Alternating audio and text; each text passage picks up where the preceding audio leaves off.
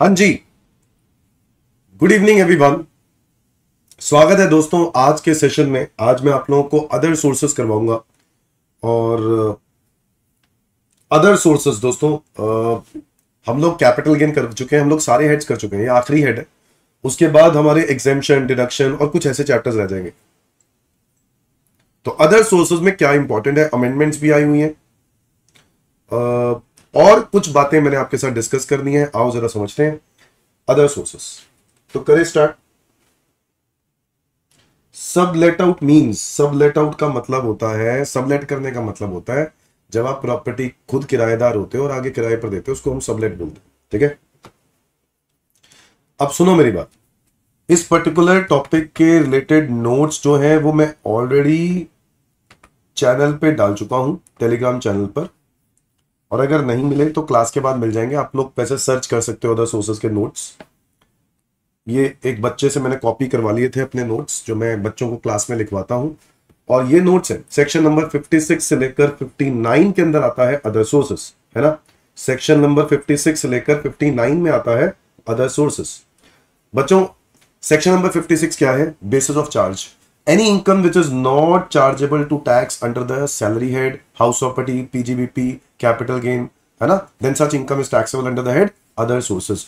तो बच्चों ये बात तो हम लोग जानते हैं कि हमें अदर सोर्सेस हेड में टैक्स तभी लगता है जब हम किसी भी हेड में टैक्सेबल नहीं होते, है ना। तो रेजिडुअल हेड, तभी तो हम इसको रेजिडुअल हेड बोलते हैं। बोलो यस और नो।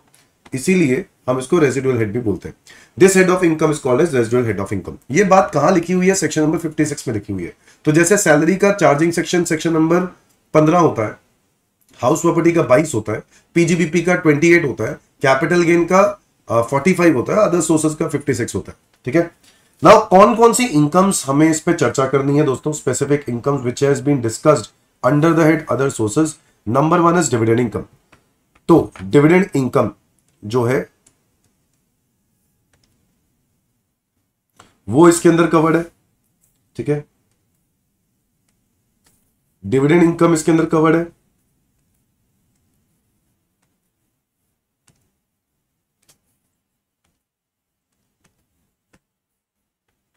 और अगर मैं बात करूं डिविडेंड इनकम की, तो डिविडेंड इनकम जो है ना वो दो प्रकार की है।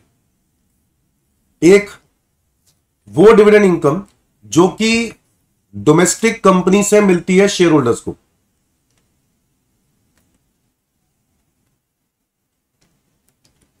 और एक है जो किससे मिलती है? From foreign company.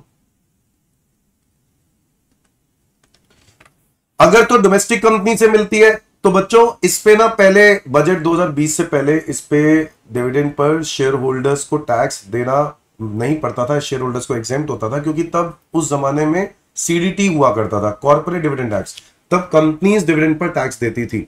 आज के टाइम पर share holders dividend pay tax देते हैं। बजट 2020 के बाद ये अमेंडमेंट आ गई थी, तो मैं सीधा बजट 2020 की बात करता हूं, है ना।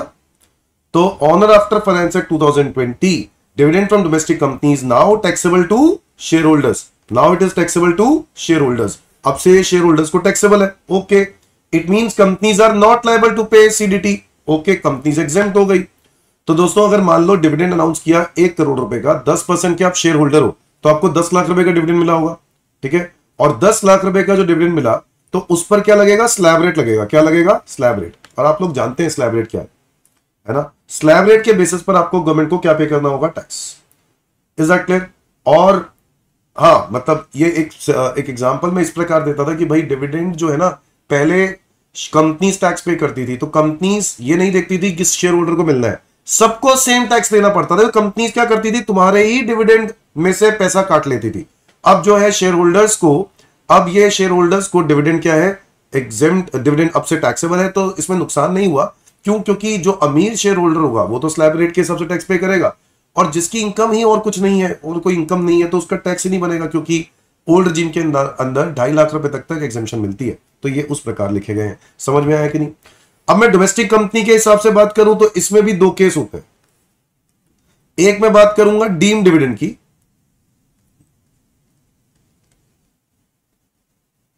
जो मैं बात करूंगा डीम डिविडेंड की बच्चों, तो डीम डिविडेंड के अंदर, और एक हो गया नॉर्मल मतलब नॉर्मल प्रोविजंस में डिविडेंड, मतलब जैसे कंपनी कैश में डिविडेंड, एग्जांपल कैश में डिविडेंड देना, कैश डिविडेंड। भाई कैश डिविडेंड का मतलब है, मतलब बैंक में पैसे आ गए वो भी कैश डिविडेंड। कहने का मतलब है आपने कंपनी में शेयर्स खरीदे हुए हैं, कंपनी ने आपको डिविडेंड दे दिए, पैसे दे दिए, खत्म। तो ये तो है ही है, ये तो टैक्सेबल है ही है शेयर होल्डर्स को, इसमें कोई डाउट नहीं है। एक डीम्ड डिविडेंड होता है बच्चों, इसको डिफाइन किया गया अंडर सेक्शन 2 क्लॉज 22, 2 क्लॉज 22। और इसके अंदर 2 क्लॉज 22 के अंदर बच्चों, 2 क्लॉज 22 के अंदर हम लोग पढ़ेंगे ए बी सी डी और अभी रिसेंटली एक ई और अभी रिसेंटली आया है एफ, जो कि अमेंडमेंट है। This one is amendment. वैसे अगर कोई बच्चा सिर्फ अमेंडमेंट देखना चाहता है तो वो एक सेपरेट वीडियो में देख सकता है, अमेंडमेंट वीडियो मैंने ऑलरेडी अपलोड कर रखी है। तो A B C D F मतलब ई एफ, तो ये 6 सेक्शंस हो गए। अभी ये जो है वो नया है, deemed dividend under section 2 clause 22। बच्चों डिविडेंड में 222 क्या कहता है? कहता है सेक्शन 2 का 22 clause sub clause A release of asset. Release of asset मतलब है कि कंपनी अगर अपने शेयर होल्डर्स को एसेट बांटती है तो ऐसा एसेट जो उसकी फेयर मार्केट वैल्यू है up to the extent of accumulated profit deemed dividend मान लिया जाएगा, डिविडेंड मान लिया जाएगा। कहने का मतलब यह हुआ कि अगर कंपनी ने आपको एसेट दिया और एसेट की जो फेयर मार्केट वैल्यू है वो है 1 करोड़ रुपए और आप कंपनी के 10% शेयर होल्डर हो, है ना, तो कंपनी के 10% शेयर होल्डर की वजह से आपको जब एसेट्स ये डिस्ट्रीब्यूट किए जा रहे होंगे ऑल शेयर होल्डर्स को, तो ये तुम्हें भी मिले होंगे। तो तुम्हें कितने के मिले होंगे? 10 लाख के, हाँ या ना। अब अगर मान लो कंपनी के पास जो रिजर्व एंड सरप्लस पड़ा है, रिजर्व एंड सरप्लस पड़ा है, वो पड़ा है 60 लाख रुपए का, तो क्या मैं कह सकता हूं जो रिजर्व एंड सरप्लस है 60 लाख रुपए का, उसका 10% हक इस शेयर होल्डर का भी है। मान लो इस शेयर होल्डर का नाम है एक्स, इस शेयर होल्डर का भी 10% हक है प्रॉफिट पे, हाँ, तो 10% इसका कितना बनता है? 6 लाख। ये मान लिया जाएगा कि 10 लाख रुपए में से 6 लाख रुपए क्या है बताओ? 6 लाख रुपए बताओ क्या है? Deemed dividend. क्या है? Deemed dividend. और बाकी का 4 लाख रुपए क्या है? बाकी का 4 लाख रुपए एक ऑर्डिनरी गिफ्ट माना जाएगा। क्या ये बात समझ में आती है? तो कंपनी अगर अपने शेयर होल्डर को क्या देती है? कैश देती है, एसेट्स देती है कोई भी, तो up to the extent of accumulated profit क्या मान लिया जाता है? Deemed dividend. और बाकी का बैलेंस अमाउंट क्या माना जाता है? Gift. Is that clear everyone? Is that clear everyone? So if the company distributes asset to the shareholder, then market value of such asset up to the extent of accumulated profit shall be treated as deemed dividend. और इसका example मैं वैसे तो दे चुका हूं, but यहां पर भी एक एग्जांपल लिखा हुआ है that XYZ Limited company distributes assets of fair value 80 lakh रुपए to the shareholders. XYZ Limited has a reserve and surplus कितने रुपए के? 20 लाख के, और profit and loss credit balance दिया हुआ है 10 लाख का। तो कंपनी के पास टोटल रिजर्व एंड सरप्लस कितने के हुए? 20 और 10 30 लाख के। 10% आप शेयर होल्डर हो तो 3 लाख रुपए आपका हक बनता है। 8 लाख के आपको एसेट मिले होंगे, तो 8 में से 3 लाख डीम्ड डिविडेंड और बाकी 5 लाख रुपए कंपनी ने शेयर होल्डर को क्या दे दिया? गिफ्ट दे दिया। समझ में आया कि नहीं? Section number 222B, distribution of debentures, deposit certificates etcetera to the share holders और bonus share to the preference share holders. अगर आज कंपनी अपनी तरफ से एसेट की जगह पर क्या बांटती है? डिवेंचर्स या डिपॉजिट सर्टिफिकेट्स दे देती है, ठीक है, कि भाई आपने इतने पैसे दे दिए, आपने दिए नहीं है, बट मान लिया कि डिवेंचर सर्टिफिकेट जब दिया तो अब मान लिया जाएगा कि आपने मुझे इतने पैसे दिए हुए हैं, तो ये तो बढ़िया हो गया ना आपके लिए, तो एसेट हो गया आपके लिए। If the company distributes debentures, deposit certificates etcetera to the share holders और bonus shares to the preference share holders, then the value of it up to the extent of accumulated profit, up to the extent of accumulated profit क्या मान लिया जाएगा? Deemed dividend. Again same बात, क्योंकि dividend जो है वो profit में से दिया जाता है। बोलो यस और नो? प्रॉफिट तक का जो शेयर बनेगा ना उतना डीम्ड डिविडेंड है, और बाकी का जो है वो गिफ्ट माना जाएगा, वो टैक्सेबल नहीं होगा। क्या ये बात समझ में आ गई? नहीं, मतलब टैक्सेबल होगा बट डिविडेंड के नाम से नहीं होगा, गिफ्ट के नाम से हो जाएगा। Is that clear to everyone? अच्छा, बोनस शेयर्स अगर हम प्रेफरेंस शेयर होल्डर्स को देते हैं तो वो भी प्रेफरेंस शेयर होल्डर्स को बोनस शेयर्स देते हैं तो वो भी क्या माना जाता है, deemed dividend up to the extent of accumulated profits. But अगर bonus shares equity share holders को दिए जाते हैं तो उसका डीम्ड डिविडेंड से कोई नाता नहीं है। क्या मेरी बात समझ में आ गई? ओके सर, सेक्शन 222B, क्या ये बात क्लियर है सर? ये बात हम लोग पढ़ रहे हैं। ए हो गया रिलीज ऑफ एसेट, बी हो गया distribution of debentures deposit certificate to the share holders, C now distribution in the case of liquidation. Company क्या हो रही है? बंद। अब कंपनी बंद हो रही है और कंपनी ने सारे एसेट्स, सारे वैल्यू एक्सेट्रा बांट दिए हैं शेयर होल्डर्स को, then the value up to the extent of accumulated profit deemed dividend मान लिया जाएगा। कंपनी बंद हो रही है, एसेट्स बांट दिए हैं, up to the extent of accumulated profit क्या मान लिया जाएगा? Deemed dividend. सर ये तो बिल्कुल वैसा ही है, हमने ए रिलीज ऑफ एसेट में पढ़ा है। हाँ, बट वहां पे कंपनी ना चल रही थी, यहां पे कंपनी बंद हो रही है, लिक्विडेशन का केस है। सर फिर ऐसे केस में क्या फर्क पड़ रहा है? फर्क ये पड़ रहा है कि वहां पर गिफ्ट मान लिया जाता था ना बाकी का अमाउंट, यहां पर गिफ्ट नहीं माना जाएगा बच्चों। ये माना जाएगा कि आपको 4 लाख रुपए कैपिटल के अगेंस्ट पैसे मिल गए हैं। क्या मतलब? क्या आपने कैपिटल लिया है, आपने कैपिटल जो कंपनी को दिया था उसके बदले में अपने 4 लाख रुपए आपको मिल गए हैं as a repayment of capital. कह सकते हो सेल कंसिडरेशन ऑफ शेयर्स। क्या कह सकते हैं? Sale consideration of shares. मेरी बात समझ में आ गई कि नहीं? शेयर्स बेच दिए और उसको बेचने पर जो कैपिटल गेन हो रहा है उस पर आपको टैक्स देना पड़ेगा। क्या मेरी बात समझ में आ गई? Is that clear to everyone?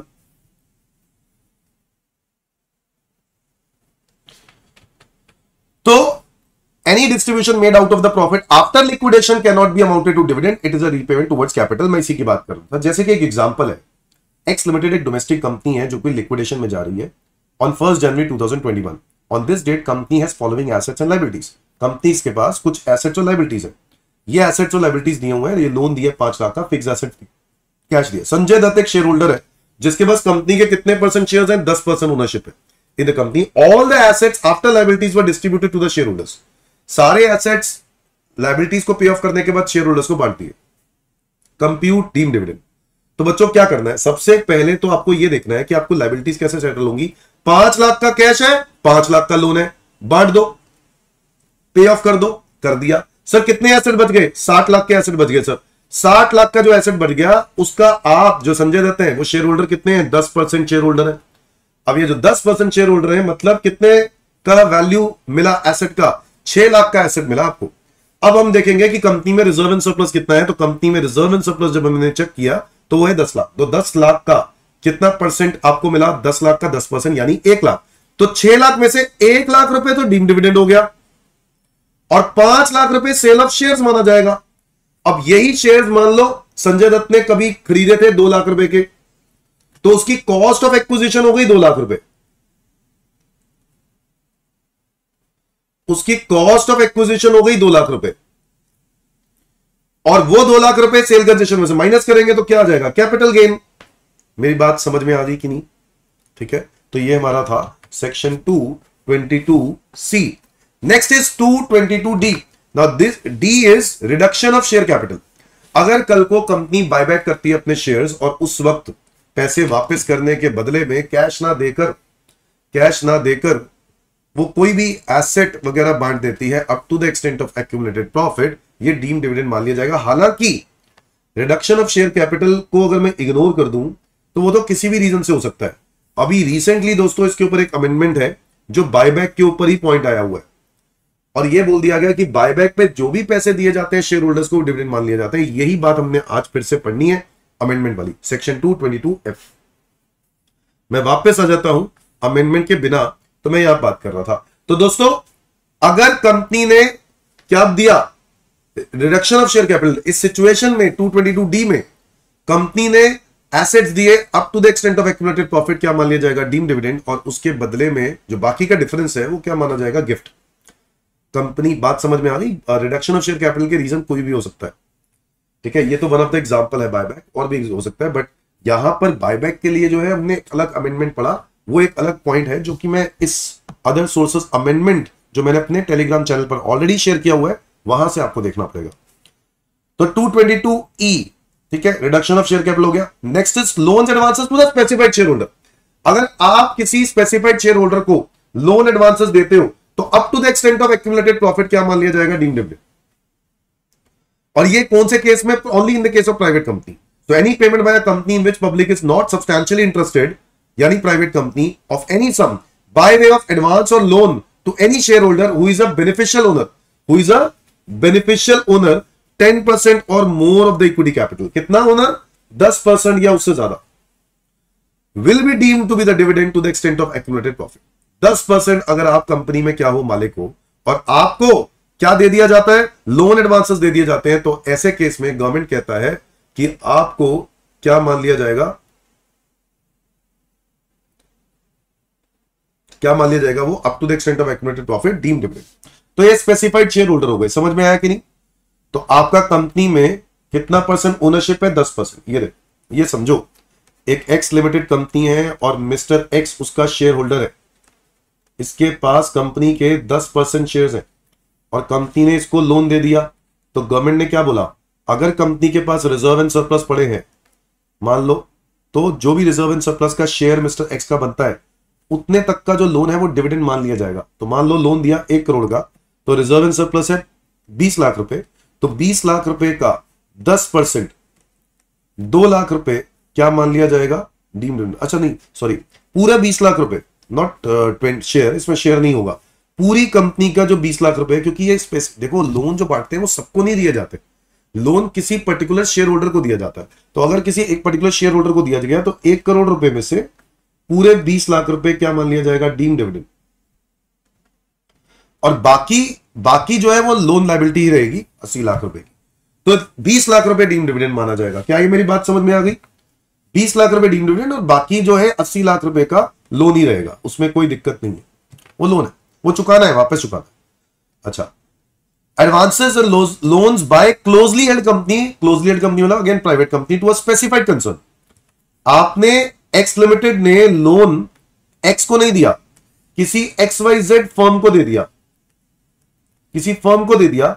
इस फर्म में जो मिस्टर एक्स है ना, इधर तो 10% मालिक है, इधर 20% मालिक है, और ऐसी फर्म को लोन दिलवा दिया, तो ऐसे केस में भी मिस्टर एक्स के लिए ये डीम्ड डिविडेंड माना जाएगा up to the extent of accumulated profit, वो जो लोन का पैसा है. So any payment by company in which public is not substantially interested to any concern, HOF, AOP, BOI, है ना, company in which a share holder having a beneficial ownership of at least 10% equity share in a member और partner and in which he has a substantial interest.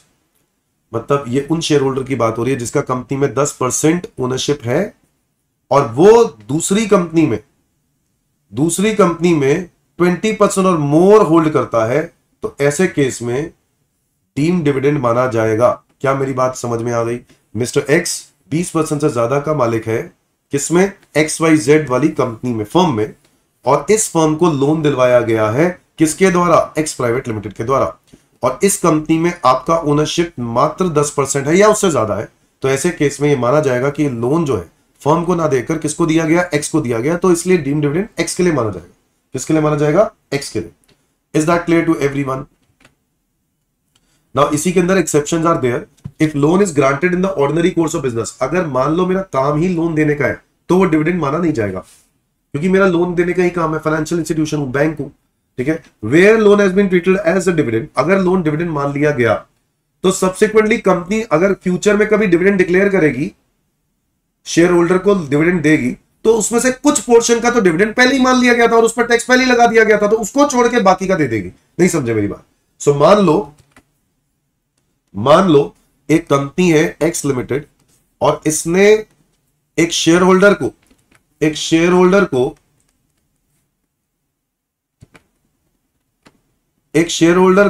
क्या दिया? Loan दिया. X limited ने इस share holder को loan दिया और वो लोन क्या मान लिया गया? डिविडेंड मान लिया गया. जैसे कि लोन 1 करोड़ रुपए का था और 20 लाख रुपए डिविडेंड मान लिया गया. फ्यूचर में कभी भी कल को कंपनी डिविडेंड डिक्लेयर करेगी और तुम्हारा 25 लाख का अगर डिविडेंड बनता है, डिविडेंड डिक्लेरेशन किया और तुम्हारा कितना बनता है? 25 लाख का बनता है, तो ऐसे केस में 25 में से 20 लाख तो कंपनी ने पहले ही आपको दे दिया और वो उस पर टैक्स पहले ही लग गया, तो 5 लाख रुपए आपको और मिलेंगे. 20 लाख तो डिविडेंड पहले ही माना गया. नहीं समझे? समझे कि नहीं समझे?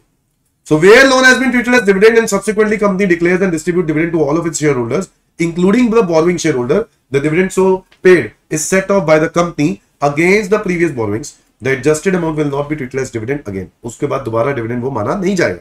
क्या मेरी बात समझ में आ गई?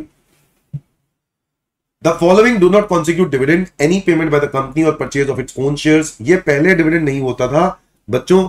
अब ये लाइन आप काट सकते हो. मैंने बच्चों को अभी रिसेंटली जो मैं क्लासेस ले रहा हूं उन बच्चों को मैंने हटवा दिया है. Now this is not an exception, क्योंकि अब ये buyback of own shares dividend के अंदर आ चुका है. Is that clear to everyone? ये आ चुका है. तो आप लोग इन दोनों ही पॉइंट्स को यहां से उड़ा देंगे, कोई जरूरत नहीं है. ठीक है. और अब आपके साथ मैं चर्चा करने वाला हूं अमेंडमेंट.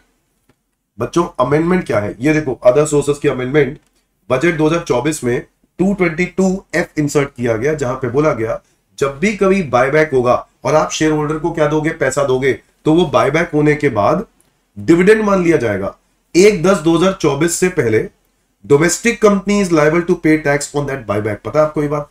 बायबैक होने पर अगर 1/10/2024 में अमेंडमेंट आई है, 1/10/2024 से पहले बायबैक होने पर डोमेस्टिक कंपनी खुद टैक्स पे करती थी. पता है कितना? 20% प्लस सरचार्ज 12% प्लस सेस 4% मिला के होता था 23.296% ऑन डिविडेंड. ऑन डिविडेंड नहीं, ऑन बायबैक. मतलब वही जो इनकम मान ली गई बायबैक पे जो पैसे दिए जा रहे हैं. And share holders were exempt. Share holders exempt हुआ करते थे. ऑन और आफ्टर 1/10/24 1/10/2024 के बाद जब अमेंडमेंट आई तो उसमें गवर्नमेंट ने बोल दिया कि जब भी कभी बायबैक पे शेयर होल्डर्स को पैसे दिए जाएंगे तो उसके लिए वो डिविडेंड मान लिया जाएगा. क्या? उसके लिए वो डिविडेंड मान लिया जाएगा. मेरी बात समझ में आ गई कि नहीं? Any sum paid by domestic company for the purchase of its own shares would be deemed as dividend under section 222F. Yes, dividend मान लिया जाएगा in the hands of share holders. Share holders के लिए वो dividend मान लिया जाएगा. And shall be chargeable to tax on the slab rates. और उसके ऊपर स्लैब रेट लग जाएंगे. सर बट जो हमने शेयर खरीदे थे उसका तो हमें बेनिफिट मिला नहीं, फिर तो क्या नुकसान ही हो गया? फिर तो बिल्कुल सही बात है. तो इसलिए गवर्नमेंट ने बोला एक्सपेंस की जो डिडक्शन नहीं मिल रही, इसके अंदर तो डिविडेंड इनकम पूरी मानी जा रही है, जितना भी आपको क्या मिले, बायबैक पे पैसे मिले. बट गवर्नमेंट ने साथ में बोला कि जो भी पैसे आपने बायबैक पे जो आपने खरीदे थे ना जब शेयर, तो जिस वक्त खरीदे थे वो आपकी लॉन्ग टर्म कैपिटल लॉस मान लिया जाएगा. ये देखो, no deduction for expense would be available against such dividend income. No tax liability on domestic company. Example में मैं आपको यह बताना चाहता हूं कि number of shares for example A limited bought in 2020 by B ने खरीदे 40 रुपए का एक शेयर खरीदा, 100 शेयर खरीदे तो टोटल 4000 के रुपए के हो गए. Total cost of acquisition 4000. Number of shares bought back in November 24, company ने शेयर्स बायबैक कर लिए 60 रुपए में, तो आपको 20 शेयर बायबैक किए तो 60 इंटू 20 1200 कितने हो गए? 1200 रुपए हो गए, है ना. डीम डिविडेंड मान लिया जाएगा. तो अब आपको 1200 रुपए मिलेंगे एज अ शेयर होल्डर, आपको 1200 रुपए मिलेंगे. तो ये 1200 रुपए आपकी इनकम मान ली गई. बट भाई बड़ी सिंपल सी बात है, यही 20 शेयर को खरीदने के लिए हमने तो एक जमाने में 60 रुपए लगाए थे. नहीं 60 नहीं, हमने कितने लगाए थे? 40 रुपए. तो वो 40 रुपए तो हमारी कॉस्ट होनी चाहिए. तो गवर्नमेंट ने कहा 20 इंटू 40 यानी 800 रुपए का जो भी अमाउंट बनता है ना, वो तुम्हारा लॉन्ग टर्म कैपिटल लॉस मान लिया जाएगा. ओके. और उसका क्या करेंगे? सर फ्यूचर में जब भी कभी लॉन्ग टर्म कैपिटल गेन होगा तो उसके साथ हम एडजस्ट कर देंगे. क्या मेरी बात समझ में आई? So long term capital loss मान लिया जाएगा इस अमाउंट को, और वो फ्यूचर में लॉन्ग टर्म कैपिटल गेन के साथ सेटअप हो जाएगा. ठीक है जी. Is that clear everyone? तो ये अमेंडमेंट वाला पॉइंट था जो मैंने आपके साथ डिस्कस किया. मैं वापस आ जाता हूं. इन the case of foreign company, अब देखो ये तो अब है ही नहीं ना, ये बिफोर फाइनेंस एक्ट 20 है. अब हम इसको काटा मार देते हैं क्योंकि अब तो ये एप्लीकेबल है ही नहीं. इन the case of foreign company, जब भी कभी डिविडेंड मिलेगा, है ना, फॉरेन कंपनी से, तो ये टैक्सेबल होगा और इस पे डिडक्शन मिल जाएगी अंडर सेक्शन 57. तो बच्चों क्या जाने, आपने क्या जाना अभी तक? आपने ये जाना कि जब भी कभी डिविडेंड मिलेगा तो इसके कितने केस बन गए? 5-6 केस बन गए. Up to the extent of accumulated profit, इन सारे ही केसेस में डीम्ड डिविडेंड मान लिया जाता है ना. और एफ पॉइंट पे तो अमेंडमेंट आ गई है और इस पर क्वेश्चन आने के पूरे चांसेस है क्योंकि अमेंडमेंट है और मैंने आपको लॉजिक के साथ समझाया हुआ है. आगे बढ़ते. Next point is casual income. दोस्तों कैजुअल इनकम की अगर हम बात करें तो yes, casual income means income in the nature of winning from lottery, crossword puzzles, races including horse races, card games, other games of sort, any sort, gambling, betting etcetera, such winnings are chargeable to tax flat rate 30%। पता है इस पर 30% tax लगता है। Section है 115 बीबी, section है 115 बीबी और इस पर 30% टैक्स लगता है। नो डिडक्शन है सेक्शन 57। बच्चों ये इकलौता ऐसा सेक्शन, ऐसा इनकम है कैजुअल इनकम जिसपे आपको 80C टू 80U की डिडक्शन भी नहीं मिलेगी और सेक्शन नंबर 57 की भी डिडक्शन नहीं मिलेगी। ना ही सेक्शन नंबर 57 की मिलेगी, ना ही 80C टू 80U मिलेगा आपको इस पर्टिकुलर इनकम में से। क्या मेरी बात समझ में आ गई? आगे आ जाओ। Late out of the plant and machinery और फर्नीचर एंड फिक्सचर्स। अगर आज मैं मशीनरी किराए पर देता हूं या फर्नीचर किराए पर देता हूं तो मशीनरी से जो किराए पर इनकम आ रही है किराए वाली, वो मुझे टैक्सेबल होगी under the head other sources. हाँ, अगर मैं इस चीज का रेगुलर नेचर का काम करता हूं, यही मेरा काम है, तो ये मेरी पीजीबीपी इनकम हो जाएगी। और फर्नीचर को भी किराए पर देने का अगर मेरा काम है तो ये मेरी पीजीबीपी इनकम हो जाएगी। Is that clear to everyone? If it is a regular activity, it is a business activity, तो बिजनेस में पीजीबीपी, अदरवाइज अदर सोर्सेस। और डिडक्शन मिल जाएगा सेक्शन नंबर 57 में। Is that clear to everyone? Next point, point number 4, interest on compensation और enhance compensation. Any interest received on compensation or enhanced compensation due to compulsory acquisition। जब भी कभी कोई asset compulsory acquire होता है और उस वक्त कॉम्पेंसेशन देना होता है या उसके ऊपर जो इंटरेस्ट आ रहा होता है, तो वो जो इंटरेस्ट है, उस इंटरेस्ट, देखो कॉम्पेंसेशन जो भी दिया जाता है वो तो आपको टैक्सेबल होगा, उसके बारे में तो कैपिटल गेन में पढ़ा होगा आपने, हाँ या ना। बट जो कॉम्पेंसेशन ड्यू हो गया और उस पर पैसे लेट मिले तो उस पर गवर्नमेंट हमें इंटरेस्ट देती है, उस इंटरेस्ट की टैक्सेबिलिटी की बात हो रही है। वो कहां टैक्सेबल होगा? Under the head other sources after getting 50% standard deduction. इसमें ना 50% की क्या मिलती है? Fix deduction. तो अगर मुझे इंटरेस्ट, अच्छा एक खास बात है, ये इंटरेस्ट हमें टैक्सेबल तब होता है जब ये इंटरेस्ट रिसीव होता है। जिस ईयर में रिसीव होगा उस ईयर में टैक्सेबल होगा और इसमें से 50% की क्या मिल जाएगी? Standard deduction. समझ में आया कि नहीं? तो अगर 1 लाख रुपए का इंटरेस्ट मिला है उसमें से 50% की डिडक्शन मिल जाएगी, फिक्स मिलनी है, बाकी के 50,000 टैक्सेबल और कोई खर्चे की डिडक्शन नहीं मिलेगी, और कोई खर्चे की डिडक्शन नहीं मिलेगी। आगे आ sir, let out of the plant and machinery, furniture and fixtures and land and building together. अगर मैं सबको एक साथ किराए पर देता हूं, that is called composite rent. क्या बोलते हैं इसको? Composite rent. अगर मैं सब कुछ किराए पर एक साथ देता हूं तो इस केस में 2 डिवीजन पॉसिबल है। अब इसमें भी एक अमेंडमेंट है और मैं यहां पे लिखने जा रहा हूं। If division is possible that land and building को अलग कर सकते हो, अदर सोर्सेज को अलग कर सकते हो। अदर सोर्सेज नहीं है, अदर एसेट्स है। सॉरी, बच्चे की गलतियां, बहुत सारी गलतियां। मैं इसको अमेंड करके ना डाल दूंगा यहां पर। मेरे को लग रहा है बच्चे ने गलतियां कहीं कहीं करी हुई है और ये मैंने ऑलरेडी इस पे मैंने आपको इसके आगे तो मैंने बोल ही दिया था कि आपको एक नया सेक्शन इंसर्ट हुआ। यहां पर मैं यहां पर ऐड कर देता हूं अमेंडमेंट, जो है सेक्शन नंबर 222F। ठीक है, और हाँ, कैजुअल इनकम वाला पॉइंट ठीक है। इसके अंदर बस ठीक है, कैजुअल इनकम ठीक है, इंटरेस्ट वाला पॉइंट ठीक है। आगे आ जाओ। लेट आउट, तो मैं बात कर रहा था कॉम्पोजिट लेट आउट की। कॉम्पोजिट रेंट का मतलब है कि अगर आपने प्रॉपर्टी के साथ साथ बाकी चीजें भी रेंट पे दे दी। अब डिवीजन इज पॉसिबल और नॉट। अगर डिवीजन पॉसिबल है तो लैंड एंड बिल्डिंग को अलग कर दो और अदर एसेट्स को अलग कर दो। और अगर लैंड एंड बिल्डिंग को अलग कर देते हैं तो देखना पड़ेगा कि वो रेगुलर एक्टिविटी है या नहीं। अगर तो रेगुलर एक्टिविटी है तो अभी तक रेगुलर एक्टिविटी पर पीजीबीपी जाता था। कहां जाता था? पीजीबीपी। बच्चों अगर मेरा रेगुलर एक्टिविटी है प्रॉपर्टी को किराए पर देना, कौन सी प्रॉपर्टी को किराए पर देना? रेजिडेंशियल हाउस प्रॉपर्टी को। तो दोस्तों, और रेजिडेंशियल पर्पस के लिए, तो दोस्तों ये जो है ना, अब ये भी हाउस प्रॉपर्टी हो चुका है। पीजीबीपी ना होकर ये क्या हो चुका है? House property. Is that clear everyone? ये हाउस प्रॉपर्टी में मैंने बताया होगा, हाउस प्रॉपर्टी के अमेंडमेंट में हाउस प्रॉपर्टी हो चुका है। अब से ये हाउस प्रॉपर्टी हेड में टैक्सेबल होगा। अगर मान लो, अगर मैं प्रॉपर्टी को रेंट पे देने का काम करता हूं, मैं 3-4 प्रॉपर्टीज दी हुई है और मेरा यही काम है, तो ये पहले पीजीबीपी हुआ करता था, अब ये है सिर्फ हाउस प्रॉपर्टी में ही जाएगा, चाहे मेरा काम ही क्यों ना हो। बट मेरा वो काम मैं कमर्शियल यूज के लिए नहीं कर रहा हूं, मैं वहां पे काम रेजिडेंशियल पर्पस के लिए कर रहा हूं। Is that clear? तो यहां पर हाउस प्रॉपर्टी हेड में टैक्सेबल होगा। नॉट अ रेगुलर एक्टिविटी तो हाउस प्रॉपर्टी में होना ही था।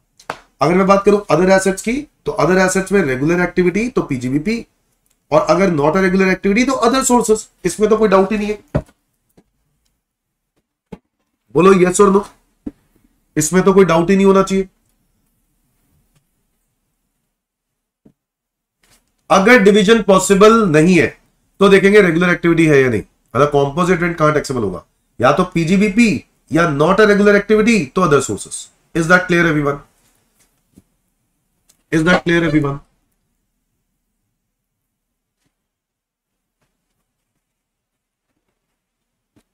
डिडक्शन अंडर सेक्शन 57 जो है वो अलाउ हो जाता है, उसमें कोई डाउट नहीं है। तो बेसिकली अब आपको कॉम्पोजिट रेंट में क्या याद करना है, अब आपको कॉम्पोजिट रेंट में ये याद करना है कि कॉम्पोजिट रेंट मतलब rent of property with facilities, अगर डिवीजन पॉसिबल है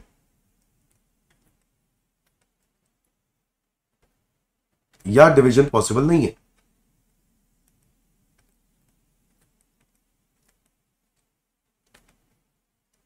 अगर तो डिवीजन पॉसिबल है तो ऐसे केस में हम क्या करेंगे, लैंड एंड बिल्डिंग को अलग कर देंगे और अदर एसेट्स को अलग कर देंगे।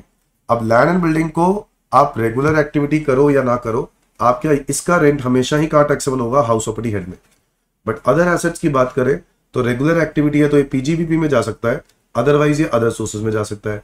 डिवीजन पॉसिबल नहीं है तो या तो रेगुलर एक्टिविटी है तो ये पीजीबीपी में टैक्सेबल होगा, नहीं है तो अदर सोर्सेज में टैक्सेबल होगा। Is that clear everyone? बस ये बात आपको याद करनी है, बाकी सब कुछ तो सेम है। इंटरेस्ट ऑन सिक्योरिटीज दोस्तों, what ever amount of interest, जब भी कभी हम सिक्योरिटीज को पे इंटरेस्ट कमाते हैं तो वो इंटरेस्ट इनकम हमेशा टैक्सेबल होगी, कहां पे, under the head other sources. Is that clear? और इस पे डिडक्शन भी मिल जाती है अंडर सेक्शन 57। समझ में आया कि नहीं?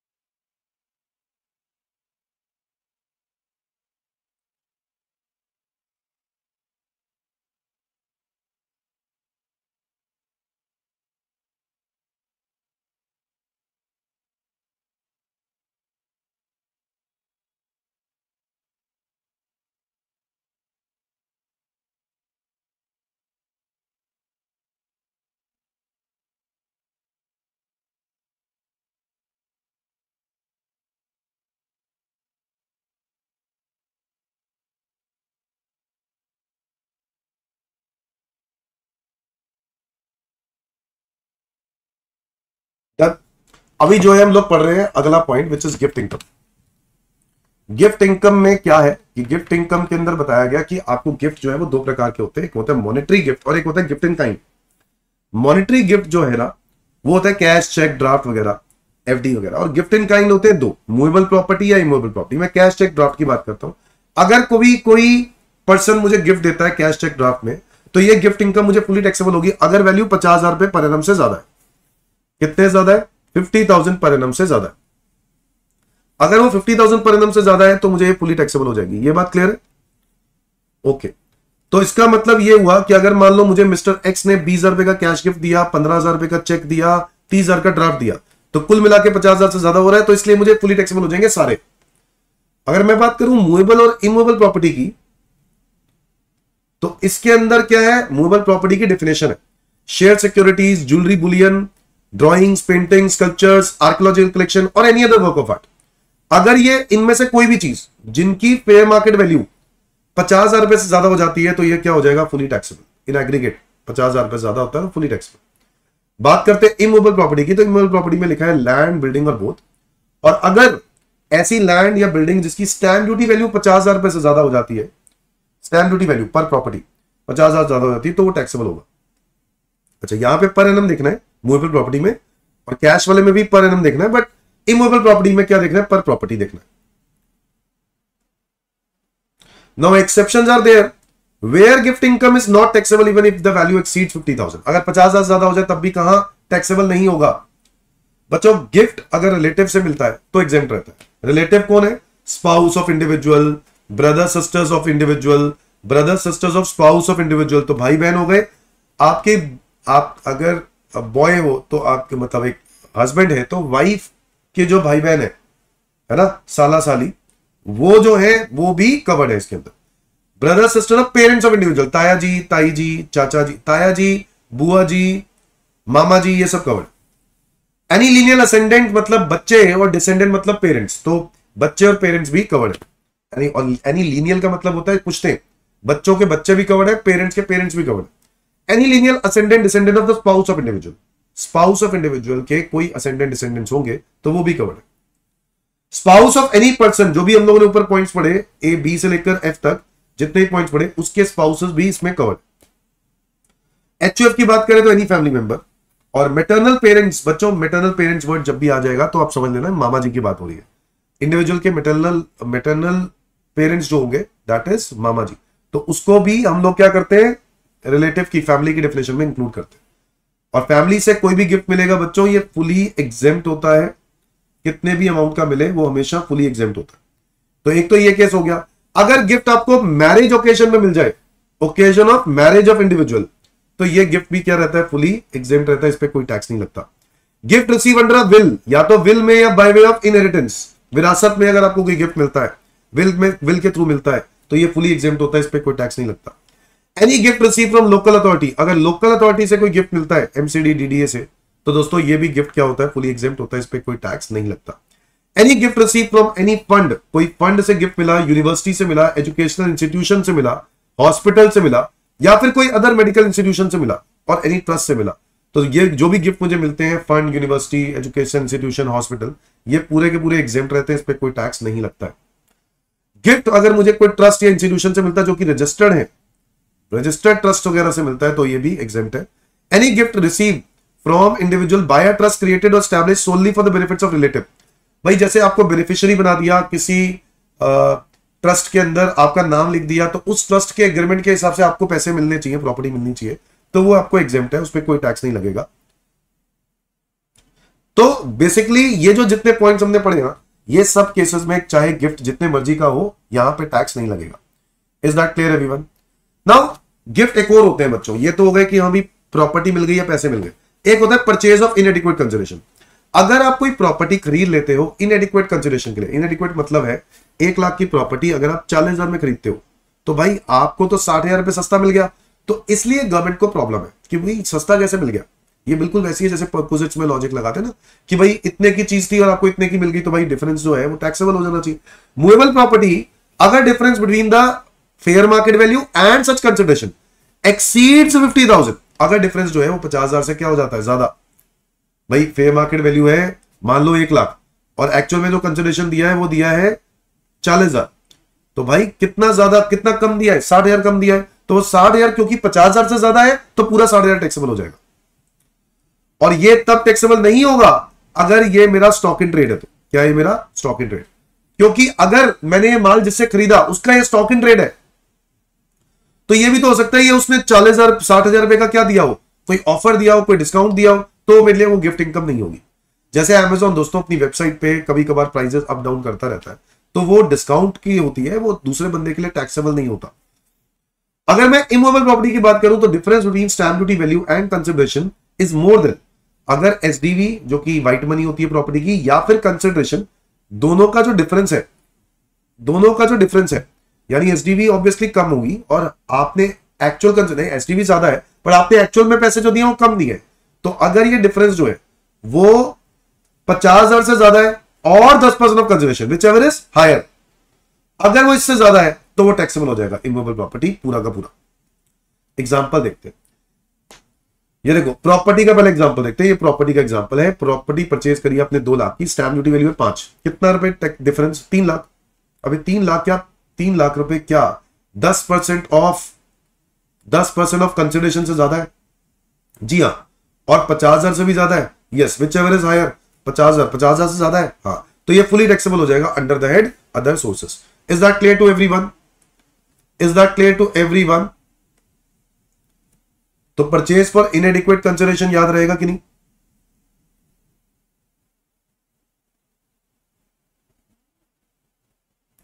वेयर स्टैंप ड्यूटी वैल्यू, बेटा ये जो अमेंडमेंट की बात लिखी हुई है ना, ये अब जो है रेलेवेंट नहीं है, क्योंकि ये डेट जो है, जिस डेट की ये बात कर रहे हैं वो डेट निकल चुकी है 30 जून 2021 तक, ठीक है। तो अभी ये रेलेवेंट नहीं है, तो इसको नहीं पढ़ना। अगर आपके पास ये नोट्स हैं तो नहीं पढ़ना, बट मेरी क्लास के जो स्टूडेंट्स हैं उनको मैंने ये नहीं लिखवाया होगा, मेरी जो क्लास के स्टूडेंट्स हैं उनको मैंने ये नहीं लिखवाया होगा। जिन क्लास के बच्चे, जो बच्चे मेरे से नहीं पढ़े, टेलीग्राम पर जो बच्चे, यूट्यूब चैनल पर जो मेरी फैमिली है, मैं उनकी जो बात कर रहा हूं, उनको आपको टेलीग्राम पे मिल जाएगा, बट उसके अंदर ये काट देना बेटा, ये नहीं आना, ये नहीं है। Is that clear?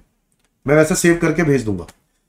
Where stamp duty value as on date of agreement is different from date of registration. क्या ऐसा हो सकता है कि stamp duty value date of agreement पे अलग हो, डेट ऑफ रजिस्ट्रेशन पे अलग हो? हाँ बिल्कुल हो सकता है। अगर एग्रीमेंट पे अलग है और stamp duty value registration date पे अलग है, देखो एग्रीमेंट वाली डेट वो होती है जिस डेट पे बुकिंग होती है। तो आपने एडवांस मनी दिया, बुकिंग करा ली तो डेट ऑफ एग्रीमेंट वाली स्टैम्प ड्यूटी वैल्यू होगी। बट रजिस्ट्री जब कराते हैं ना, तो होती है, मतलब जब सारे पैसे सेलर, बायर सेलर को दे देता है, तो रजिस्ट्री करवाने जाना होता है कोई पर्टिकुलर डेट पर, और जब आप रजिस्ट्री करवाते हो तो वो डेट ऑफ रजिस्ट्रेशन अलग है, तो उस टाइम पर स्टैम्प ड्यूटी वैल्यू अलग हो सकती है। कह रहा है वैसे तो रजिस्ट्री वाली स्टैम्प ड्यूटी वैल्यू लेनी चाहिए, बट अगर ऑन डेट ऑफ एग्रीमेंट या उससे पहले पहले आपने कुछ भी पैसा, कुछ भी सेलर ने, बायर ने सेलर को पैसा दे दिया हो, है ना, through account payee, cheque, draft, ECS, online, UPI, तो दोस्तों ये आपके लिए डेट ऑफ एग्रीमेंट वाली जो डेट है वो रेलेवेंट हो जाएगी स्टैम्प ड्यूटी वैल्यू के लिए। तो date of agreement will be relevant. Is that clear to everyone? Date of agreement will be relevant. समझ में आया कि नहीं? जैसे आपने प्रॉपर्टी 80 लाख की बेची 1/11/21 को, डेट ऑफ एग्रीमेंट है स्टैम्प ड्यूटी वैल्यू 80 लाख, ठीक है, और एग्रीमेंट पे 80 लाख है, एडवांस 10 लाख रुपए आ चुका है, 30 लाख रुपए 1 महीने बाद और 2 महीने बाद बैलेंस, ऐसे पैसे देने थे 1 मार्च 2022 को। डेट ऑफ रजिस्ट्री, उस वक्त स्टैम्प ड्यूटी वैल्यू, रजिस्ट्री के टाइम पर स्टैम्प ड्यूटी वैल्यू 90 लाख। अब कौन सा वैल्यू लेंगे ये डिपेंड करता है कि एडवांस जो दिया था, है ना, 1/11/21 को, तो एडवांस जो दिया था वो आपने किस वे में, मोड में पे किया। अगर तो आपने ये वाला पैसा जो किस में दे दिया, बाय वे ऑफ चेक दे दिया, तो ऐसे केस में, ये मतलब इसी डेट पर अगर आपने बाय चेक दे दिया 10 लाख रुपए, तो ऐसे केस में ये वाली स्टैम्प ड्यूटी वैल्यू कंसिडर करेंगे, वरना 90 लाख कंसिडर करेंगे। समझ में आया कि नहीं? वरना 90 लाख कंसिडर करेंगे। Is that clear to everyone?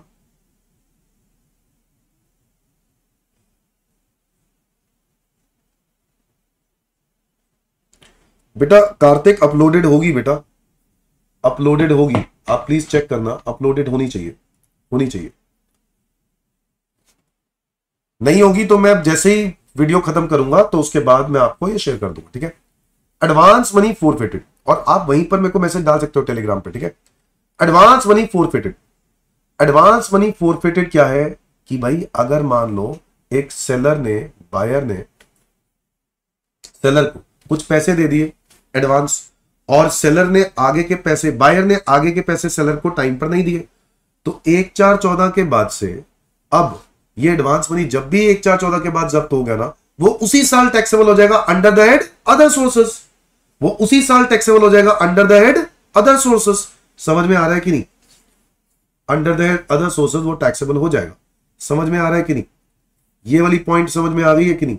Date of agreement पे और डेट ऑफ रजिस्ट्रेशन पे होगा, तो एग्रीमेंट वाली तब लेंगे अगर कुछ भी पैसा स्टैम्प ड्यूटी वैल्यू में से कुछ भी पैसा एग्रीमेंट के टाइम पे मिला on by way of account payee, cheque, draft, या अगर ऐसा नहीं हुआ है तो डेट ऑफ रजिस्ट्री वाला स्टैम्प ड्यूटी वैल्यू लेंगे।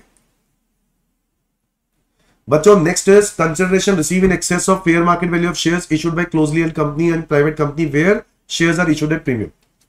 अब इसको समझने के लिए मैं वैसे जनरली यहां से करवा देता हूं बच्चों को। ये देखो, ये आपको दिख रहा है,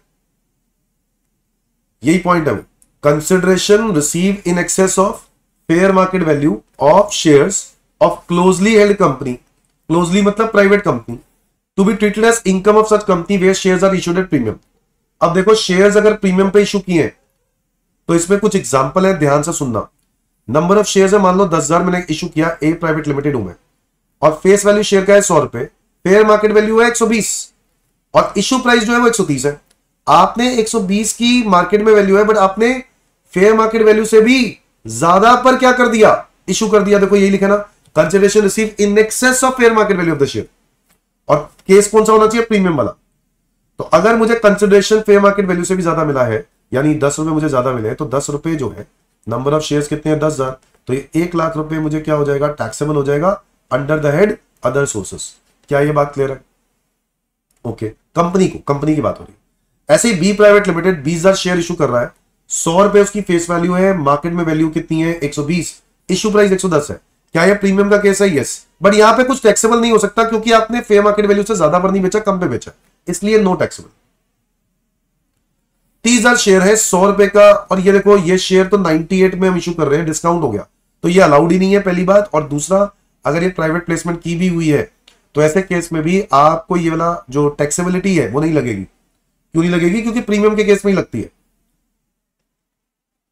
अगर 40,000 शेयर्स की बात करेंगे तो फेस वैल्यू है 100, फेयर मार्केट वैल्यू है 90, इशू प्राइस 110, तो 40,000 की चीज 110 में बेची, तो 90 से कितने में बेची, 90 से 110 में, तो 20 रुपए का डिफरेंस, तो 20 रुपए मल्टीप्लाई बाय 40,000, यानी 8 लाख रुपए इसमें क्या हो जाएगा मुझे टैक्सेबल। क्या मेरी बात समझ में आई? So consideration receive in excess of fair market value, fair market value ये, और आपने देखा आपने इशू प्राइस किया 110, तो 20 रुपए ज्यादा है ना, तो 20 रुपए जो है टैक्सेबल हो जाएंगे।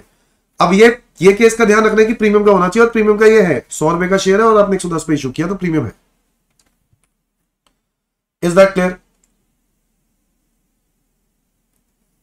बच्चों? ये पॉइंट भी पढ़ने की अभी कोई फिलहाल की कोई आवश्यकता नहीं है, तो ये पढ़ने की जरूरत नहीं। आगे इनकम फ्रॉम कीमैन पॉलिसी।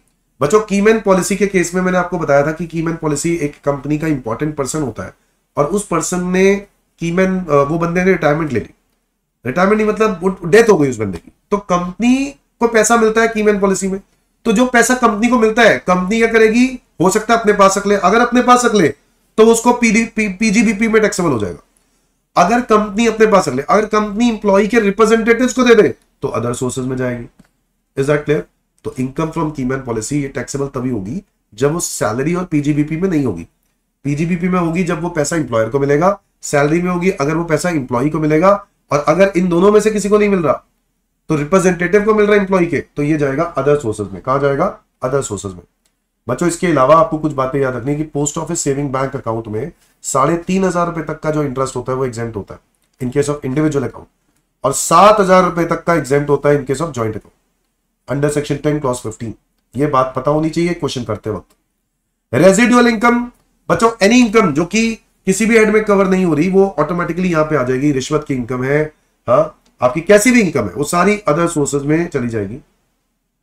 जैसे कि salary receive by MP MLA, MP MLA को तनख्वाह मिलती है अगर, तो वो taxable under the head other sources ही होगा, क्योंकि सैलरी चाहे सैलरी वर्ड लिखा जाए but they are not government employees, MP MLA are not employees. बोलो समझ में आया कि नहीं? तो इसलिए सैलरी हेड में नहीं जाएगा, कहां जाएगा? Other sources. Family pension, if any pension is received by family members of the person after his or her death, then the family pension is taxable under the head other sources in the hands of recipient। तो ठीक है, family pension taxable होनी चाहिए जिस representative को वो पैसा मिला किसी के डेथ होने के बाद। भाई जिसको पेंशन मिलनी चाहिए थी उसकी डेथ हो गई, डेथ होने के बाद फैमिली को मिला तो फैमिली को टैक्सेबल होना चाहिए। उसमें डिडक्शन मिलती है 1/3 ऑफ पेंशन रिसीव और 15,000 रुपए per annum which ever is less. बच्चों ये ओल्ड रिजीम में है, और यही चीज 25,000 रुपए हो गई है न्यू रिजीम में। न्यू रिजीम में यही चीज लिमिट कितनी 25,000 हो गई है, ओल्ड रिजीम में कितनी है 15,000, तो 25,000 हो गई है न्यू रिजीम में। समझ में आ गया कि नहीं? ये पॉइंट मैंने अमेंडमेंट में भी लिखवाया होगा, दिखवाओ ये 15,000 रुपए की ओल्ड रिजीम में, और अमेंडमेंट जो है वो आने के बाद न्यू रिजीम में 25,000 हो गई है। बस ये बात समझ में आ गई कि नहीं? ताकि एंकरेज किया जा रहा है कि न्यू रिजीम में लोग शिफ्ट हो। Done. Two income which are always taxable under that other sources even if the activity is regular activity. Dividend income of dealer in shares, ये भी अदर सोर्सेज में जाता है, और कैजुअल इनकम चाहे मैं यही काम करता हूं still it is taxable under that other sources. Yes.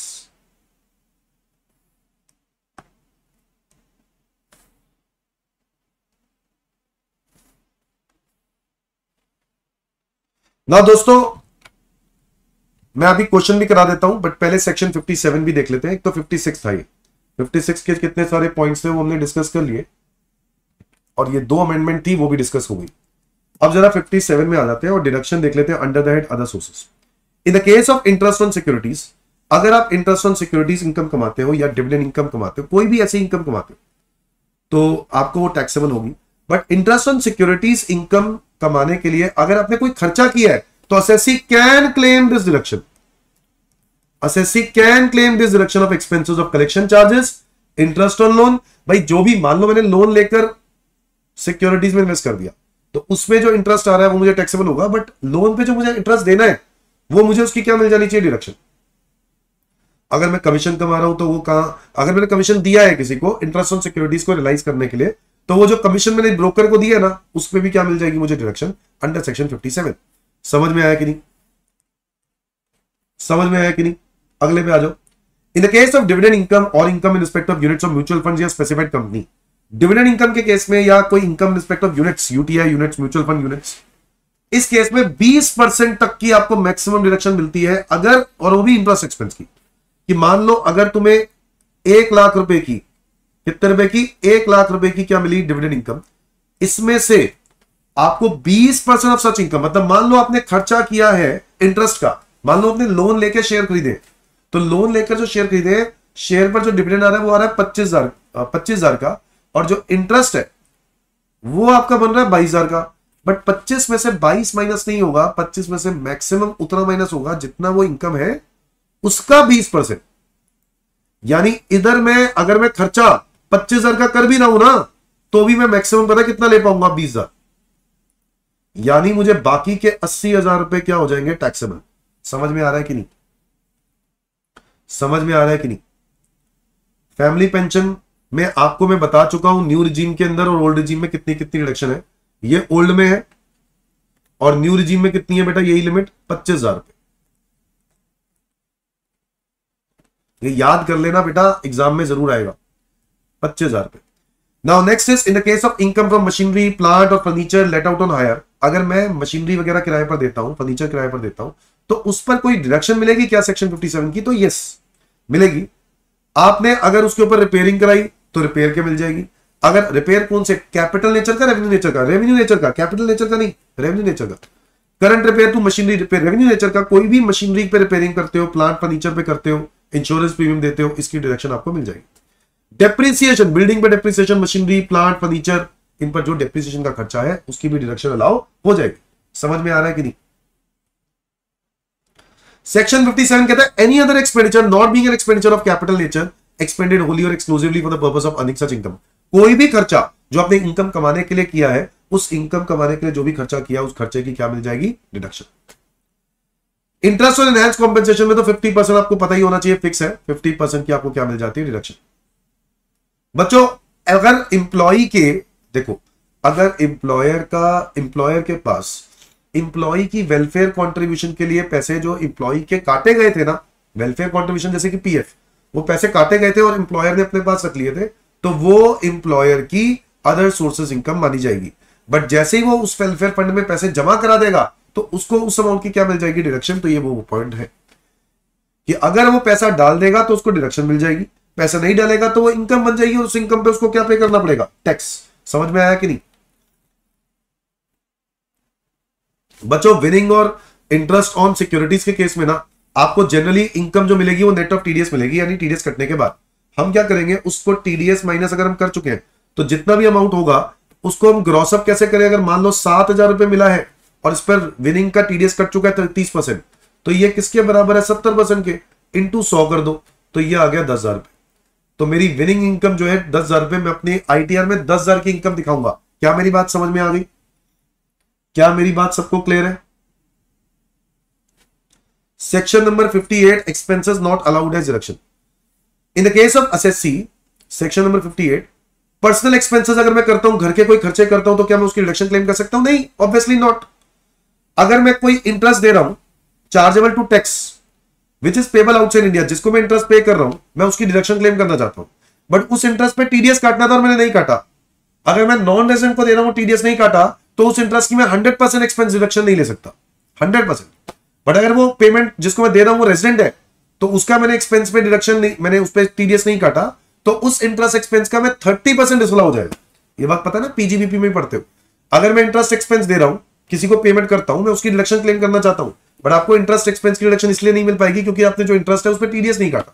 अगर आपने उस पर टीडीएस नहीं काटा, रेजिडेंट है, तो 30% डिसअलाउ हो जाएगा, 70% अलाउ हो जाएगा, है ना।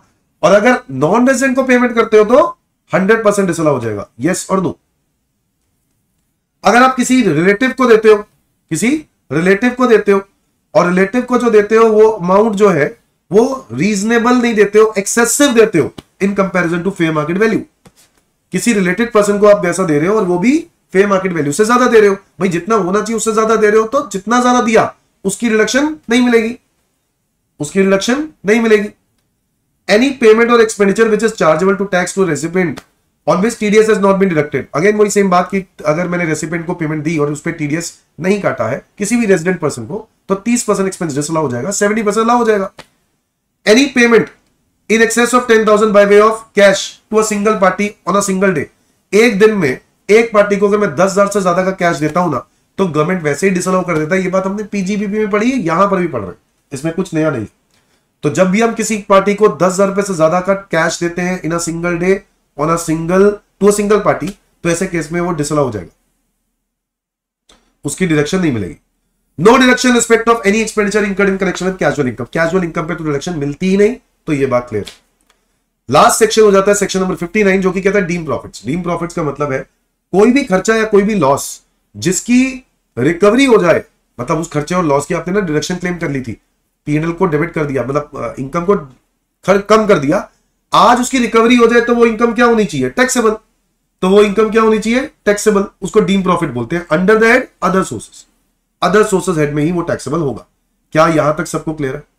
अच्छा, एक छोटा सेक्शन है मेथड ऑफ अकाउंटिंग, ये भी डिस्कस कर लेते हैं, सेक्शन 145 इसी के अंदर है कि भाई अदर सोर्सेज और पीजीबीपी में मेथड ऑफ अकाउंटिंग का ऑप्शन होता है, या तो आप कैश बेसिस अकाउंटिंग ले लो या एक्रूवल, बट जो भी लो आपको कंसिस्टेंटली फॉलो करनी पड़ेगी। ये नहीं है कि कभी कैश ले लिया अगले साल मर्केंटाइल ले लिया, ऐसा नहीं होता। मर्केंटाइल मतलब वही एक्रूवल। तो कोई भी अकाउंटिंग लो, कंसिस्टेंटली लो, उसको चेंज नहीं कर सकते। क्या मेरी बात समझ में आई? बस ये बात लिखिए। तो मुद्दे की बात अमेंडमेंट थी, अदरवाइज आपको इसके अंदर क्वेश्चंस करने की, प्रैक्टिस करने की जरूरत है। तो ये डिडक्शन जो मैं आपको ये बता रहा हूं, ये सिर्फ और सिर्फ किसमें, 25,000 रुपए वाली न्यू रिजीम में, ठीक है। ओल्ड रिजीम में अभी भी 15,000 रुपए, ये हम बात कर चुके। बच्चों आओ कुछ क्वेश्चन करें, क्या क्या कहते हो? हाँ सर, कुछ क्वेश्चन करते हैं ना। क्वेश्चन नंबर 1 देखो दोस्तों, मिस्टर राकेश एक 15% शेयर होल्डर है in RSK private limited as and has also 50% shares in Rakesh and sons. तो भाई देखो, आपका किसी कंपनी में 10% से ज्यादा होल्डिंग है और किसी और पार्टनरशिप फर्म में 20% से ज्यादा होल्डिंग है। तो ऐसे केस में क्या होगा, अगर ऐसा है और आपने एक्यूमुलेटेड प्रॉफिट अब तक कितना है, 20 लाख, आपको लोन दिया गया है दोस्तों 25 लाख, 25 लाख का लोन दिया, किसको दिया? आपको नहीं दिया, ऐसी कंपनी को दिया जिस कंपनी में, जिस फर्म के अंदर ये जो मिस्टर राकेश हैं इनके 50% ओनरशिप है, यानी 20 से ज्यादा। तो राकेश एंड सन्स, और यहां हो गया आरएसएल प्राइवेट लिमिटेड। तो RSL private limited Rakesh and sons को अगर लोन देता है, कितने रुपए का लोन देता है? 25 लाख रुपए का। तो 20 लाख रुपए अगर प्रॉफिट है तो इस 25 लाख में से 20 लाख रुपए क्या मान लिया जाएगा, डिविडेंड, और बाकी के 5 लाख रुपए के लिए लोन एग्रीमेंट बन जाएगा। क्या मेरी बात समझ में आ गई कि नहीं? क्या मेरी बात समझ में आ गई? तो इस प्रकार एक क्वेश्चन हो सकता है डीम डिविडेंड के ऊपर जो मैंने आपके साथ डिस्कस किया। क्वेश्चन नंबर 3 भी हम कर सकते हैं डिस्कस। कंपनी के पास 10,000 इक्विटी शेयर्स थे, 1,20,000 रुपए की शेयर खरीदे थे आपने। 31 जुलाई 2023 को कंपनी बंद हो रही है। कंपनी के पास प्रोविजन फॉर टैक्स पड़ा हुआ है 2.5 लाख का और जनरल रिजर्व पड़ा है 40 लाख का और 10 लाख का इक्विटी शेयर कैपिटल है। लैंड दिया 42 लाख, बैंक बैलेंस है 1050। आपका जो टैक्स बन के आ रहा है ना टूवर्ड डिविडेंड डिस्ट्रीब्यूशन, ये 3 लाख रुपए का आ रहा है। हालांकि ये तो अब खत्म हो चुका है, बट पुराना क्वेश्चन है इसलिए डाला हुआ है। डिविडेंड डिस्ट्रीब्यूशन टैक्स 3 लाख रुपए का बन के आ रहा है। आपने प्रोविजन कितने का बनाया था, 2.5, और आपने एक डिविडेंड डिस्ट्रीब्यूशन टैक्स कितना, 3। तो आपको 50,000 रुपए एडिशनली पीएनएल अकाउंट में खर्चा दिखाना पड़ेगा। बोलो यस और नो? तो उसके लिए पीएनएल अकाउंट होना भी तो चाहिए, नहीं है तो जनरल रिजर्व में से माइनस कर दो। तो जनरल रिजर्व का अमाउंट हो जाएगा 39,50,000। बताओ समझ में आया कि नहीं? जनरल रिजर्व का अमाउंट 40 लाख में से 50,000 माइनस हो जाएंगे तो कितना रह जाएगा 39,50,000। इसमें कोई डाउट है तो बताओ। डन, जनरल रिजर्व वाली क्लियर है बात। अब जरा बात करते हैं कि सर आपके पास जो लैंड है ना, उस लैंड की मार्केट में वैल्यू 1 करोड़ रुपए हो गई है। तो लो जी, बहुत ही बढ़िया बात है। ये तो लैंड की वैल्यू हो गई है 1 करोड़ और आपने टैक्स पे किया होगा तो 10/50 में से 3 लाख का टैक्स दे दिया होगा, तो 7/50 ही तो बचे। तो कुल मिला के आपके पास एसेट्स कितने पड़े? 1 करोड़ 7,05,000, 7,50,000, 1 करोड़ 7,50,000। अब दोस्तों जनरल रिजर्व इतना 1 करोड़ 7,50,000 का क्या है टोटल एसेट्स। तो आप क्योंकि कंपनी में 10% होल्डर हो तो 1 करोड़ 7,50,000 का 10% कितना बना? 10,75,000। तो 10,75,000 रुपए के आपको एसेट्स मिले होंगे, जिसमें से 39,50,000 का 10% यानी 3,95,000 आपका क्या माना जाएगा? Deem dividend. और बाकी का जो डिफरेंस है ना 1075 माइनस 395, तो जो बाकी का डिफरेंस है यानी 6,80,000, ये क्या मान लिया जाएगा? ये मान लिया जाएगा कि आपने शेयर्स बेच दिए, क्योंकि कंपनी तो बंद हो रही है, लिक्विडेशन। अब आपने शेयर एक्चुअल में खरीदे कितने के थे? 1,20,000 के, तो ये 1,20,000 इसमें से क्या हो जाएगा? माइनस, और ये बन जाएगा कैपिटल गेन 5,60,000 का। क्या ये बात क्लियर है? क्या ये बात सबको क्लियर है? बस अब जो लैंड आपके हाथ में आई है एज अ मिस्टर एक्स, तो आपको 10,75,000 रुपए में से 10 लाख की तो लैंड ही आई है और 75,000 का बैंक बैलेंस आया होगा। तो 10 लाख का जो लैंड आया है वो लैंड आपने 15 लाख की बेच दी, 5 लाख का कैपिटल गेन वहां पे भी होगा। क्या मेरी बात समझ में आ गई? हाँ या ना? जल्दी बताओ, यस और नो। कोई डाउट है तो प्लीज मैसेज कर सकते हैं, मैं आगे बढ़ रहा हूं। देखो इंटरेस्ट के ऊपर भी एक क्वेश्चन बनता है, तो कई बार इंटरेस्ट के ऊपर आ जाता है। बस आपको कुछ बातों का ध्यान देना है कि इंटरेस्ट जब भी मिलेगा तब टैक्सेबल। तो 19-20 में कंपलसरी इक्वेशन हुई थी, 10/10/2023 को 5 लाख रुपए का आपको इंटरेस्ट मिला है on enhance compensation from government. तो जब भी ये मिलेगा, जिस ईयर में मिला यानी 23-24 में मिला ना, तो ये 23-24 में आपको टैक्सेबल हो जाएगा 5 लाख रुपए। इसमें से 50% की क्या मिल जाएगी? डिडक्शन, यानी 2.5 लाख रुपए टैक्सेबल होगा। किस साल का है वो मैटर ही नहीं करता, क्योंकि जब मिलेगा तभी टैक्सेबल होगा। जिस साल का था उस साल में टैक्सेबल नहीं हुआ होगा। तो ये इंटरेस्ट पे क्वेश्चन हो गया। डन। गिफ्ट इनकम है बच्चों, इस पर भी समझ लेते हैं। मान लो मिक्की ने रिसीव किए फॉलोइंग गिफ्ट्स, 25,000 रुपए का गिफ्ट। अब क्वेश्चन में नहीं लिखा वो क्या चीज है, तो कैश मान के चल लो। 25,000 का कैश गिफ्ट मिला फ्रॉम फ्रेंड है, क्या करें? Taxable exempt. देखो वैसे तो टैक्सेबल होना चाहिए, बट क्योंकि 50,000 से कम है, हमें चेक करना पड़ेगा कि इन एग्रीगेट 50,000 बनता है कि नहीं, 50,000 ज्यादा बनता है कि नहीं। तो ये तो 25,000 है, फिलहाल के लिए ये एग्जेम्प्ट है क्योंकि 50,000 से कम है। 500 रुपए का एक और गिफ्ट मिला है फ्रेंड से, तो ये भी टैक्सेबल है, 25,500 हो गया। नहीं, अभी भी एग्जेम्प्ट है क्योंकि 50 से कम है। 26,000 रुपए का गिफ्ट मिला है फ्रॉम सी, जो कि कजन है ऑफ हिज फादर, और ये रिलेटिव की डेफिनेशन में नहीं आते। तो भाई ये सारे ऐड हो जाएंगे और ये 50 से ज्यादा बन गए। तो भाई 25,000 भी टैक्सेबल हो गए, 500 रुपए भी टैक्सेबल हो गए, 26,000 रुपए भी टैक्सेबल हो गए, है कि नहीं? आगे आ जाओ। He gets a gift of 5,000 from D, who is elder brother of his grandfather. अब भाई एल्डर ब्रदर ऑफ ग्रैंडफादर, ये तो टैक्सेबल होगा। तुम कहोगे सर क्यों? अरे भाई एल्डर ब्रदर ऑफ ग्रैंडफादर है, ग्रैंडफादर के भाई बहन थोड़ी ना बोले थे, सिर्फ आपके पेरेंट्स के भाई बहन पॉसिबल है, आपके भाई बहन है, ग्रैंड पेरेंट्स के भाई बहन नहीं है। इतनी लंबी चौड़ी डेफिनेशन नहीं है रिलेटिव की। समझ में आया कि नहीं? यहां पर 41,000 फ्रॉम ग्रैंड मदर मिला है, ये एग्जेम्प्ट हो जाएगा। मिकी को उसकी शादी पे 1,90,000 का गिफ्ट मिला है, तो रिलेटिव से मिले या ना मिले भाई, गिफ्ट अगर शादी पे मिलता है फुली एग्जेम्प्ट होता है। Company receive from his employer, employer से गिफ्ट मिला है, ये बच्चों टैक्सेबल होगा सैलरी हेड में। कहां पे? सैलरी हेड में। तो यहां पर टैक्सेबल नहीं होगा, हम बात कर रहे हैं अदर सोर्सेस की। 80,000 रुपए का गिफ्ट मिला है पब्लिक चैरिटेबल इंस्टीट्यूशन से, ये पूरा का पूरा क्या हो जाएगा? एग्जेम्प्ट। और 5,40,000 का विल में गिफ्ट मिला है, तो ये भी क्या हो जाएगा? एग्जेम्प्ट। तो टोटल करेंगे 56,500। क्या मेरी बात समझ में आ गई? क्या मेरी बात समझ में आ गई? गिफ्ट इनकम पे क्वेश्चन बन सकता है, तो प्लीज अच्छे से पढ़ के जाओ। एक क्वेश्चन और देख लो। Mrs Rupali has purchase furnish the following information. She has bought 100 equity shares of listed company from a friend 80,000। 80,000 के शेयर खरीदे, एक 55 की डेट ऑफ परचेज पे उसकी मार्केट वैल्यू थी। तो भाई 80,000 के खरीद लिए तो 75,000 रुपए, 75,000 रुपीज सस्ता हो गया ना, तो 75,000 रुपीज उसको क्या हो जाएगा, taxable under that other sources. 50 से ज्यादा है तो टैक्सेबल हो जाना चाहिए। कैश गिफ्ट मिला 1,00,000, 1,01,000 wedding anniversary, wedding anniversary is not wedding, ये टैक्सेबल होगा 1,01,000। क्या मेरी बात समझ में आ गई? On the above occasion she receive a platinum ring gift, भाई प्लैटिनम रिंग ज्वेलरी में आता है, बट किससे मिला है, ब्रदर से। एग्जेम्प्ट, एग्जेम्प्ट रीजन देना होगा, जब जब एग्जेम्प्ट कर रहे हो ना उसका रीजन देना होगा।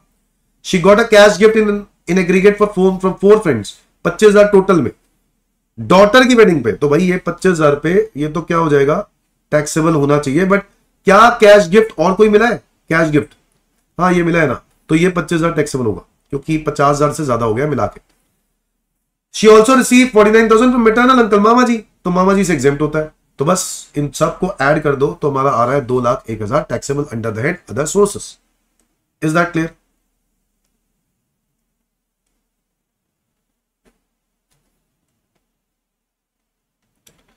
अब बच्चों ये वाला क्वेश्चन देखो, इंपॉर्टेंट है, 13th क्वेश्चन। मिस्टर ए एक डीलर है शेयर्स में, receive the following without consideration from friend. Cash gift मिला है 75,000 ऑन हिज एनिवर्सरी। बच्चों क्या करें बताओ, 75,000 सर टैक्सेबल होगा, बिल्कुल होगा। बुलियन 60,000 रुपए का टैक्सेबल होगा सर, बिल्कुल होगा। A plot of land at Faridabad, stamp duty value 5 lakh है ऑन दैट डेट। बताओ स्टैम्प ड्यूटी वैल्यू 5 लाख है और आपको मिला है, तो बताओ टैक्सेबल होगा कि नहीं होगा, बिल्कुल होगा सर, 5 लाख रुपए टैक्सेबल होगा। Mister B has purchase this land in April 2010, done, ठीक है। A purchase from his friend C who is dealer in shares 1000 shares at 400 each. भाई डीलर से खरीदा है तो इसका मतलब है ये उसका स्टॉक है, जिससे आपने खरीदा उसका स्टॉक है, और अगर उसका स्टॉक है तो ये सस्ते में अगर आपने खरीदा है तो वो डिस्काउंट माना जाएगा। क्या माना जाएगा, डिस्काउंट। तो इसलिए कुछ भी नहीं करेंगे इसमें, discount.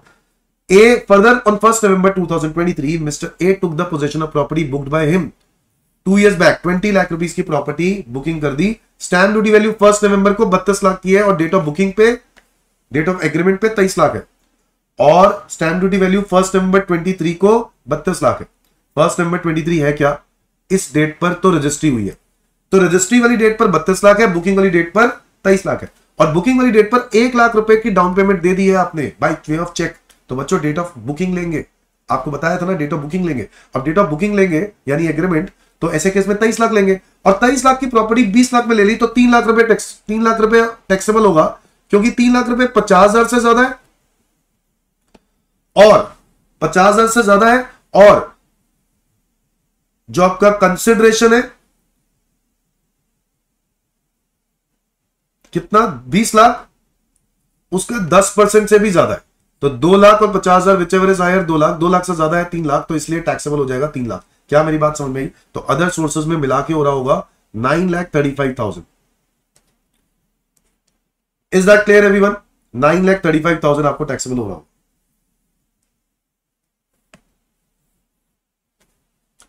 Is that clear everyone? अब इसके बाद कहता है कि आपके पास यहां पर आपके पास, हाँ आपने क्या कर दिया है, उस लैंड को बेच दिया है जो आपको गिफ्ट मिली थी। 5 लाख की प्रॉपर्टी थी ना जो आपको तो फ्री में मिल गई, 5 लाख रुपए टैक्सेबल हो गई, अब 5 लाख की हो गई आपके लिए। अब आपने उसको 7 लाख में बेच दिया, ये देखो, तो 2 लाख रुपए आपने कैपिटल गेन भी कमाया है, तो वो कैपिटल गेन में टैक्सेबल होगा, हाँ या ना, वो कैपिटल गेन में टैक्सेबल होगा।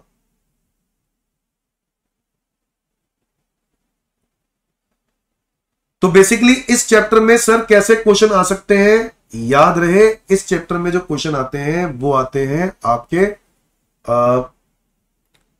मतलब इस चैप्टर में जो क्वेश्चन आएंगे वो आपके टेक्निकली गिफ्ट टॉपिक पे ज्यादा चांसेस है कि वो आए, गिफ्ट वाले टॉपिक पे ज्यादा चांसेस है कि वो आए।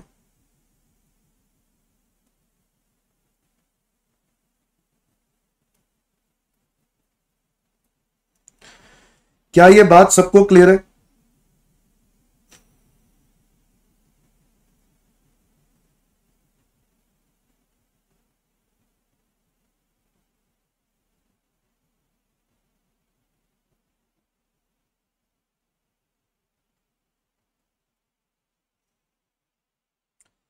अब जरा ये वाला क्वेश्चन पे आ जाते हैं, क्वेश्चन नंबर 19, लास्ट क्वेश्चन में करा रहा हूं।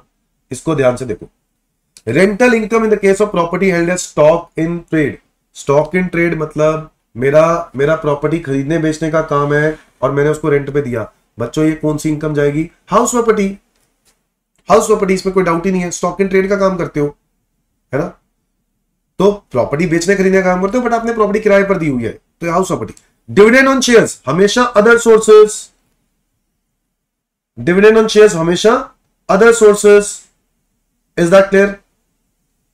Salary receive by partner from his firm, firm से जो सैलरी मिलती है वो पीजीबीपी, पीजीबीपी बोलो यस और no.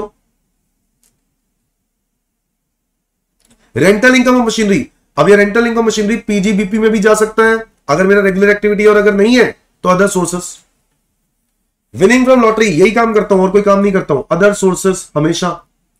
Salary payable to MP, MP वाला हमेशा कहा जाएगा अदर सोर्सेस, उसको सैलरी में नहीं बोलेंगे, उसको अदर सोर्सेस में ही डालेंगे। Receive without consideration is gift, gift is always taxable under the head other sources.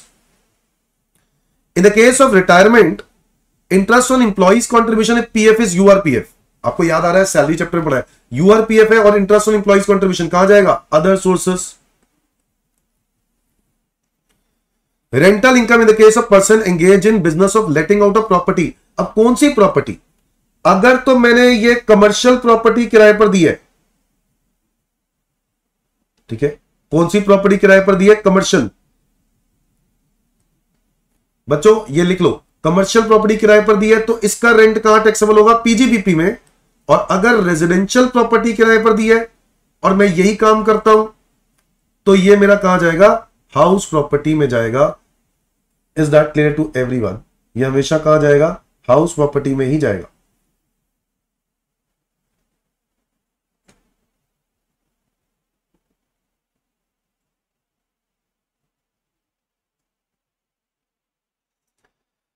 That's it दोस्तों, इस चैप्टर के अंदर इतना ही है।